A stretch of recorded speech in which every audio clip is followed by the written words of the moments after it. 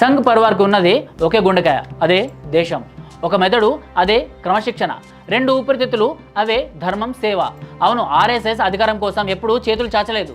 బీజేపీకి అధికారం కట్టబట్టింది తప్ప తానెప్పుడు పొలిటికల్ కండువను కప్పుకొని ప్రమాణ స్వీకారాలకు సిద్ధం కాలేదు. శ్రీకృష్ణుడిలా కురుక్షేత్రంలో ఉంటూనే యుద్ధంలో మాత్రం ఆయుధం ఎత్తలేదు.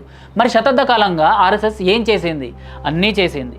ప్రతిరోజు సాగే శాఖలో సగటు భారతీయుడికి దేశం, ధర్మం, దారుఢ్యం అంటే ఏంటో నేర్పింది. మహానగరాల్లో చదువుకున్న వారిని, కార్మికుల్ని సూదంటు రాయిలా ఆకర్షించింది. చిన్న పట్టణాల్లో స్వయం ఉపాధి చేసుకునే వారిని, వ్యాపారుల్ని ఒడిసిపట్టింది. గ్రామాల్లో రైతుల్ని, కూలీల్ని దగ్గరికి తీసుకుంది. స్కూళ్లలో పిల్లల్ని అక్కున చేర్చుకుంది. కాలేజీల్లో విద్యార్థుల్ని ఆవహించింది. విశ్వవిద్యాలయాల్లో అయితే యువతకు పూనకంలా పూనింది. యూనియన్ల రాజకీయాల్లో వామపక్ష కరువుని ముంచెత్తుతూ మహావర్షంలా కమ్ముకుంది. ఇలా ఎన్ని చెప్పుకుందాం, ఎంతసేపు అని చెప్పుకుందాం. ఆర్ఎస్ఎస్ నువ్వు వెతకగలిగే ప్రతి చోట ఉంటుంది. నువ్వు వెతకలేని, నీ వెనకాల కూడా తెలియని చోట ఆర్ఎస్ఎస్ ఉంటుంది. గుజరాత్ సముద్ర తీరంలో, ఈశాన్య భారత అడవుల్లో, దక్షిణ భారతదేశ చివరి అంచుల్లో ఆర్ఎస్ఎస్ ప్రత్యక్షంగానో పరోక్షంగానో ఉండే తీరుతుంది. అదే ఆర్ఎస్ఎస్ సక్సెస్ సీక్రెట్. సంఘ్ ఆకాశంలో పెరిగిపోయిన సిమెంట్ స్తంభం కాదు, ఎంతగా విస్తరించిందో అర్థం కాని వటవృక్షం.